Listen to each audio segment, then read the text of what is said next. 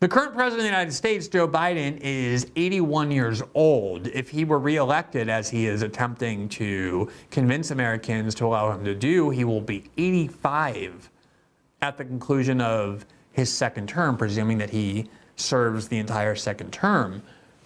And the fact that Joe Biden is not merely old, obviously by a good amount, the oldest president, but also is suffering from serious cognitive decline is something that more and more Americans are coming to believe.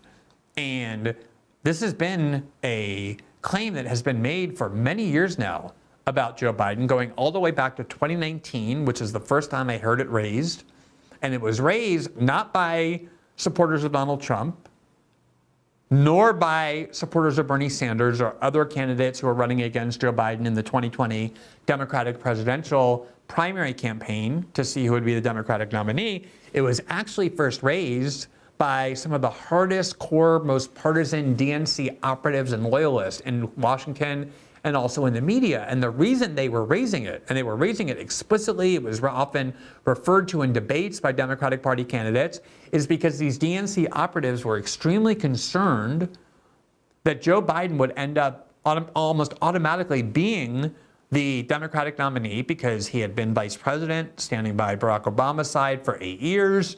People were more familiar with him, probably more comfortable with him, Democratic voters, I mean, than any of the other candidates. And they were concerned that he would almost get the nomination through accident, just because he happened to be around the longest amount of time.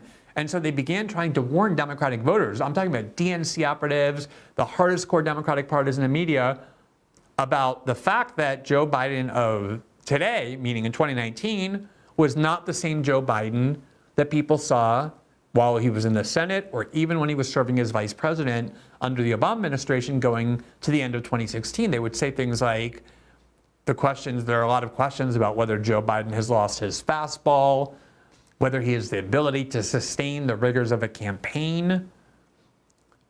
There were members of the Democratic Party who are running against him, including Cory Booker and Joaquin Castro, who would explicitly mock him for what they claimed was obvious confusion or an inability to follow the line of thought, that he was forgetting what he said just moments ago.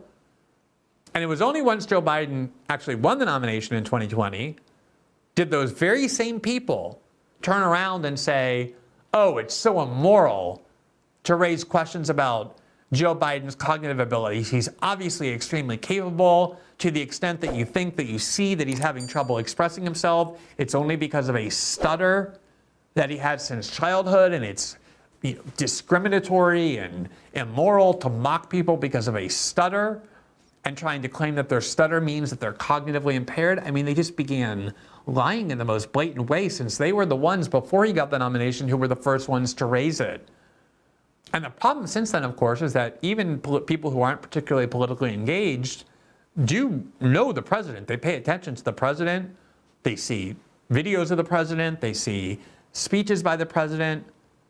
Even people unengaged politically have a good conception and perception of who the president is. And in this case, many, many voters, including Democratic voters, as polls constantly show, have come to the conclusion that at the very least they have serious concerns about Biden's cognitive capabilities, whether he's capable or competent to perform the job required by the presidency. And obviously this is a big threat to Biden's reelection, to put it mildly. I mean, even if people prefer Joe Biden's ideology, nobody wants a president making major decisions about war and peace, the economy, delicate diplomatic relations, controlling the nuclear arsenal, who basically is often unaware of where he is or what he's saying, just constantly in a state of confusion or disorientation. Not always. They can, for whatever they're doing, get him ready for a kind of State of the Union speech where he's able to read a teleprompter without stopping and falling on the ground or drooling. And they can get him, again, whatever they do, ready to appear sufficiently focused for 90 minutes in a debate. But so often when we hear Joe Biden or see Joe Biden, people recognize what they have seen many times with their own family, with their own loved ones, which is as people age, they begin to become less cognitively focused, less cognitively capable. They forget things, they don't often understand what they're being told or the part of conversations they're with. You have to remind them of things, you treat them delicately. They're less physically mobile, but also much less mentally adept. And people understand that all you have to do is look at the Joe Biden that they've seen for the last 4 decades and compare him to the Joe Biden that they see now, and Americans understand that there's an obvious problem. But because it's such a threat to his reelection, and what the corporate media has demonstrated over and over is that they will do anything to prevent Donald Trump's victory and return to power, you now have a situation where the media is required to try and convince Americans not to trust what they're seeing with their own eyes. That in fact there's nothing wrong with Joe Biden, and that every time there's some video or some clip that shows Biden obviously confused about where he is, having no idea where to go, having no idea what to say. There's been a lot of reporting from credible outlets like the Wall Street Journal about how in private it's sometimes deeply uncomfortable to be in a meeting with Joe Biden because it's so obvious that he doesn't know what he's saying. He often checks out of these meetings. When he speaks, you can barely hear him. If you read transcripts of interviews, he just kind of stops mid-sentence. And it's one of the reasons why Democrats are fighting so hard to keep the video that is available of Joe Biden being questioned by the special counsel who was appointed to investigate whether he committed crimes by having classified information in his home and his office and a bunch of other places where he shouldn't have had it. They released a transcript, and even that is alarming and raised a lot of concerns. And in fact, when the special counsel announced that they wouldn't prosecute Biden for having all kinds of classified documents in places where he wasn't authorized to have them, one of the arguments the special counsel made was that during the questioning, it became very obvious that Joe Biden is confused about things. He doesn't remember things, and that it'd be very hard to convince the jury that he had the requisite criminal intent because they would likely see a very old man who barely has the ability to formulate an intent that would be enough to convict him of a crime.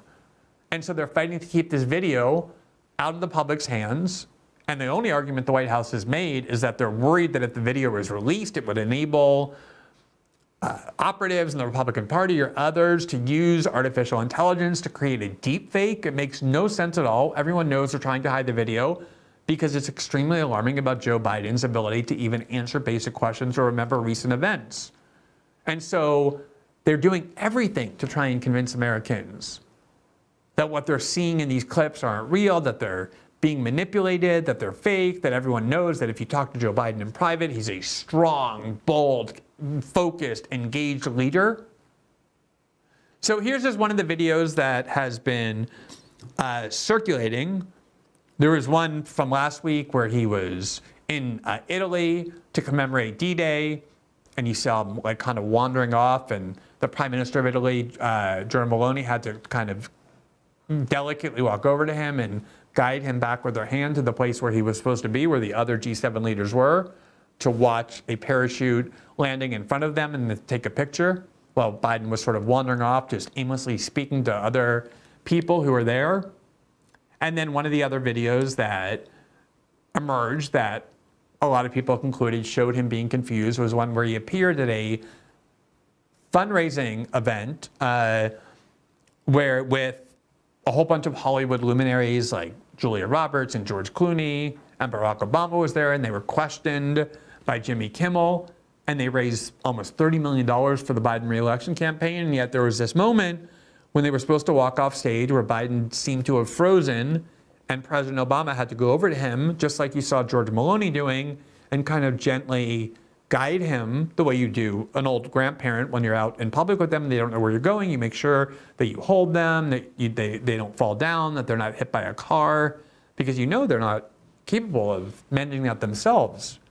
And that's how everybody around Joe Biden so visibly treats him, as this like very, for them, beloved old grandfather, but someone not capable of even being able to move to the place that he's supposed to go. So here's one of the videos that happened at this fundraiser that shows how President Obama had to guide him off the stage. Let's take a look at this video.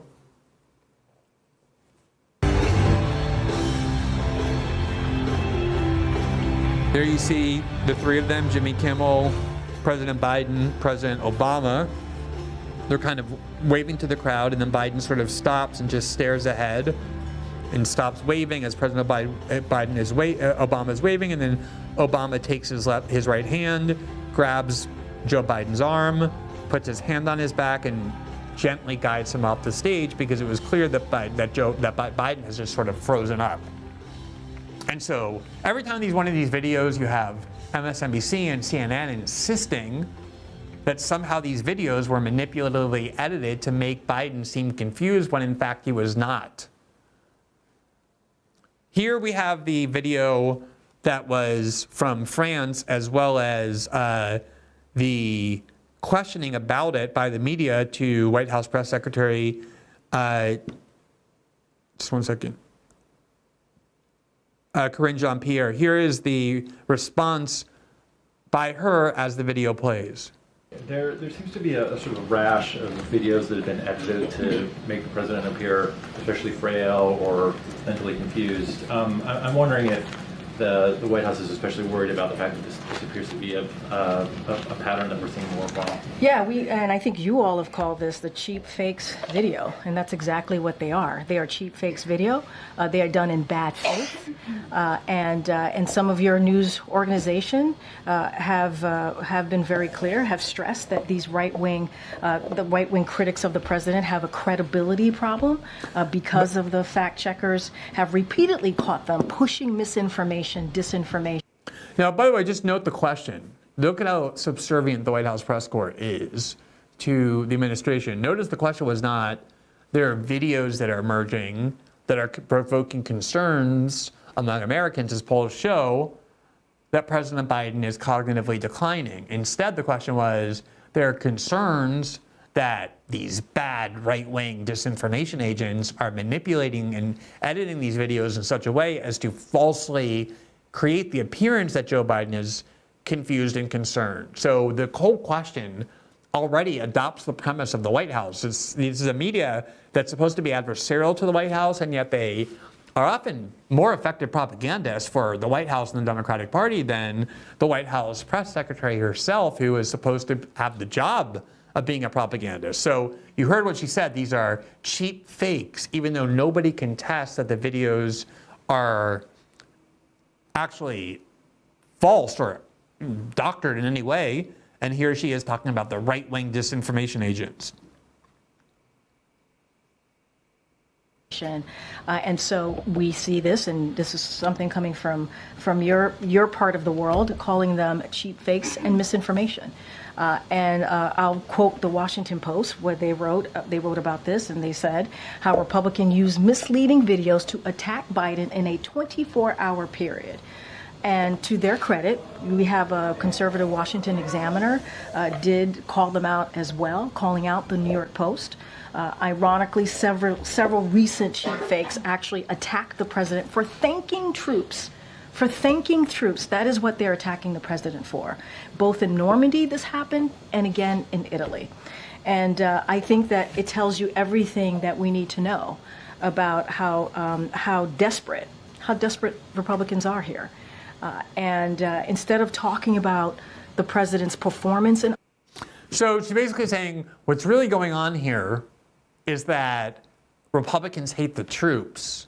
They're angry that President Biden was thanking members of the military or NATO soldiers and celebrating D-Day. Now, it is true that if you micro-analyze every one of these videos, for example, the one in Europe, there was a clip that did seem to show Biden just sort of waving off to the distance with nobody there. And then another clip showed that there was another paratrooper there who he was waving to and chatting with. But nonetheless, the whole point was they were supposed to be in this one place watching this paratrooper land and then clapping and doing a photo shoot. And it was only President Biden who wandered off to this place that nobody else was going. And then you have the same thing with him on the stage with President Obama. We have seen so many times when Joe Biden gives a press conference or gives a speech, he sort of turn around and freeze. He has no idea where to leave the stage, where he's supposed to go. He's a politician who has been in the Senate and then the vice president and now the president for going on 6 decades, 7 decades. And yet he has no idea so often what he's doing. So it is true that you can quibble with how to interpret every one of these individual videos. The problem is that it's not these individual videos, like just one that was from last week or the week before, that has caused the perception among voters that Biden is cognitively incapable of performing the job, nor is it right-wing outlets convincing them of that. What's convincing them of that is everything they see from him, everything they hear from him. This perception has been growing for a long time. And so, of course, they're going to try and say, both the media and the White House, because, again, the media has proven both in 2016 and 2020 that they're willing literally to lie continuously, claiming that Trump colluded with the Russians to hack the emails of the DNC and John Podesta, and then 2020 lie and say you shouldn't pay attention to reporting about Joe Biden's business activities in China and Ukraine or his families because those are fake documents that are Russian disinformation. They've proven, how many times did they show you they're willing to lie to stop Trump, and all the lies they told through the Trump presidency as well. And so, of course, they're going to lie about this as well. Here is one of the most beloved TV personalities among American Democrats and American liberals. And the fact that the person, Nicole Wallace, who they love, happens to be the very same person who was the official spokeswoman of the Bush-Cheney White House and then the Bush-Cheney re-election campaign. And that job, of course, required her constantly to lie on behalf of the Bush administration and both George Bush and Dick Cheney. And liberals 20 years ago constantly were saying that they had never seen a person less connected to the truth than Nicole Wallace, that she was some kind of North Korean propagandist and the things that she was willing to say and do. Here she is 20 years later doing exactly the same thing, only this time in service of the Democratic Party. We once produced a video that over 1 million people have seen on Rumble, many hundreds of thousands more on YouTube, that was a compilation of just showing how many times she's at the center of every one of these fake stories that come from the U.S. intelligence community. There's almost no one comparable to Nicole Wallace when it comes to lying and propaganda, and yet she's beloved by liberals because now she does it on behalf of the Democratic Party. So here she is in full denial mode, insisting that there's absolutely nothing wrong with Joe Biden, that the only reason people think that there is because Republicans and right-wing activists are liars and constantly produce fake evidence to try and create this untrue perception that he's anything other than a strong, bold, focused, engaged leader. Listen to her do that. There's a growing and insidious trend in right-wing media, broadcast, print, and social media. It is to take highly misleading and selectively edited videos of President Biden directly from Republican National Committee social media accounts and then use those videos to spread messages virally to cast doubt on President Biden's fitness for office. Here is this headline from the New York Post, quote, Biden appears to freeze up, has to be led off stage by Obama at Megabucks LA fundraiser. The full video posted by Biden finance chair on Twitter shows something entirely different. Biden reacting to applause and then walking off stage with former President Obama. It comes less than 1 week after the New York Post made a... No, what was so notable about what she just said is that she was insisting that the video did not actually depict what the New York Post and others were claiming it depicted. And you'll notice that MSNBC did not actually show the video at all. They had the video in the background while she spoke, and then they kind of panned out at exactly the moment that President Obama walked over to President Biden and took him by the arm gently and then guided him off the stage. But again, the far bigger point here is that it's not an individual video or a couple of videos that has created this perception, even among Democrats and all kinds of independent voters. It's what people have been seeing for the last 4 years when Biden began running and then when he became president. Now, the other irony of all of this, besides the fact that it was DNC operatives who first raised the concerns about Biden's, what they said, what everyone in Washington knows, it's an open secret that he's in cognitive decline, is the fact that back in the 2008 election, when President Obama ran against John McCain, one of the main attacks from the Democratic Party on John McCain, what they were attacking him for and attempting to raise doubts about him with, was that he was too old to become president. And at the time, John McCain was 71 years old, which is a full decade younger than Biden's age. And I have all kinds of reasons to vehemently disagree with and condemn John McCain, but he had not shown any sort of incapacity to reason or think. If you compared John McCain at 71 to what he was at 51, there was almost no difference. Obviously, he looks older, but there was never a moment where John McCain had these kind of senior moments, as they're called very politely, let alone the kind of continuous inability to even express himself or know where he is. And yet, Democrats insisted that 71 was too old to be president. Here from Politico, in May of 2008, so just a few months before the 2008 election, the headline is, "McCain's age is a legitimate issue." And the article reads, quote, this is not bad, quote, "I'm not a doctor, but common sense instructs us that risks associated with aging increases the odds of a serious health or mental impairment, or even worse, the death of a president while in office. The potential disruption of leadership caused by such an event is a worthy factor to weigh when considering whom to vote for in a presidential election. Medical records of presidential candidates have been routinely released to the public because we already acknowledge that their health is a legitimate concern. Even Mr. McCain acknowledges that his health is a legitimate issue, which is why he's expected to release his medical records in the very near future. You can't escape the fact that age is an important component of anybody's health. If elected, McCain would be inaugurated as our president at the age of 72, making him the oldest person ever elected. At his age, he's too old to legally pilot a commercial airplane, but not too old to sign orders sending military planes into combat. 72 was too old to be a president when it was John McCain, who had exhibited nothing but complete mental acuity. And now the same Democrats who said that in 2008 are insisting that you are being guilty of disinformation or immoral by saying that Joe Biden's age of 81, 10 years older, but also what obviously is his impaired behavior, is a genuine cause of concern. Now, the real problem for this effort to convince Americans that they shouldn't believe what they're seeing, is that a lot of times Americans don't really trust their own ability to decide what to think about issues that they feel like require certain political expertise. They're willing to listen to experts, tell them how to interpret data or to how to understand complicated geopolitical events.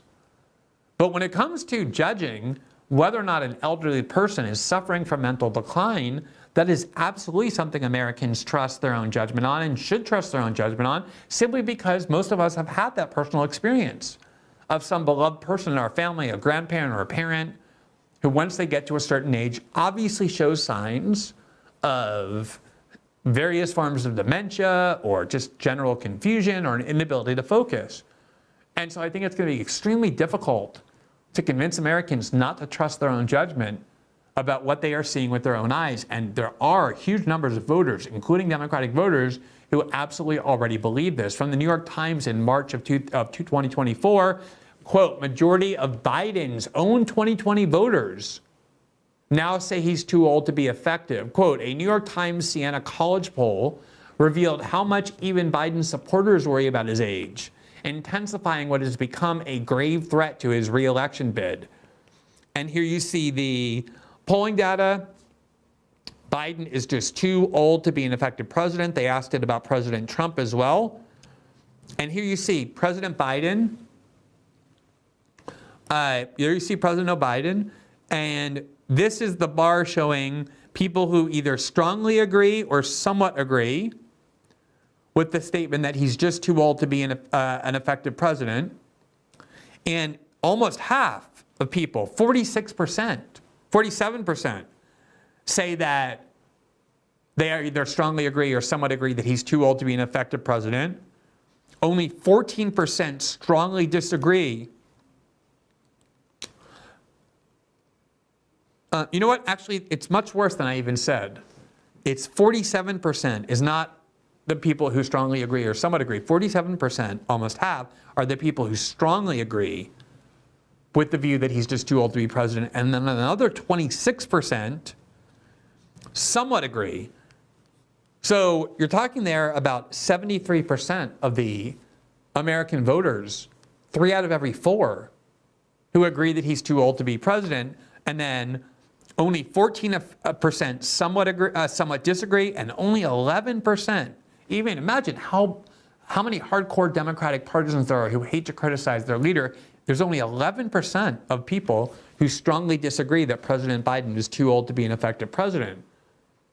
Now, one of the attempts that's being made, besides getting people to deny believing what they're seeing, is that they want to claim that Trump is just as bad. He's 77 years old, which is 4 years younger than Biden, but obviously that is an advanced age, especially for a president. And yet, nowhere near many people believe that about Trump, because you just look at Trump and you can see that he's just much more mentally aware and focused and engaged and energetic than Biden is. And so asking that about Trump, is he too old to be an effective president? Only 21% strongly agree, 21% somewhat agree. So a total of 42% are willing to say they either strongly agree or somewhat agree, but that number, 43%, is less than the number of Americans who say that they strongly agree that Biden is too old. And then you have a very substantial chunk who say they disagree. In fact, over 50%, 56% of Americans either somewhat disagree or strongly disagree that Trump is too old to be president. So here is how the New York Times interprets these numbers, which are very, very stark. Quote, the survey pointed to a fundamental shift in how voters who backed Mr. Biden 4 years ago have come to see him today. A striking 61% said they thought he was, quote, just too old to be an effective president. A sizable share was even more worried. 19% of those who voted for Biden in 2020, 19% of Biden voters in 2020, and 13% of those who said they would back him in November said the 81-year-old president's age was such a problem that he was no longer capable of handling the job. The misgivings about Mr. Biden's age cut across generations, gender, race, and education, underscoring the president's failure to dispel both concerns within his own party and Republican attacks, painting him as senile. 73% of all registered voters said he was too old to be effective, 73%. And 45% expressed a belief that he could not do the job. But just look at the utter contempt that the media has for the views of ordinary people. They really do believe that these people can't make judgments on their own, that they have to be guided into doing the right thing, even if it means deceiving them and misleading them into voting the way the media wants. And so they're running into this brick wall where they're willing to sacrifice their own credibility to say, don't believe what you're seeing, don't trust your own judgment. We're here to tell you that President Biden is fine, he's as good as ever, he's as sharp as ever. And the only reason you think that he's too old to be president is because right-wing disinformation agents are lying to you by putting up fake videos and manipulating videos of the things that you're seeing. And then they're going to, of course, turn around and wonder why nobody trusts them anymore. And again, it's because their willingness to lie so transparently and so blatantly for nothing other than partisan ends is what very deservedly and very validly have made Americans in huge numbers decide that the corporate media cannot be trusted, that they deliberately lie, and they do so for partisan ends. And there's example after example after example that prove this, and this might be one of the most blatant and glaring ones yet, because they're actually asking Americans to distrust and disbelieve what they are seeing themselves. Thanks for watching this clip from System Update, our live show that airs every Monday through Friday at 7 p.m. Eastern exclusively on Rumble. You can catch the full nightly shows live or view the backlog of episodes for free on our Rumble page. You can also find full episodes the morning after they air across all major podcasting platforms, including Spotify and Apple. All the information you need is linked below. We hope to see you there.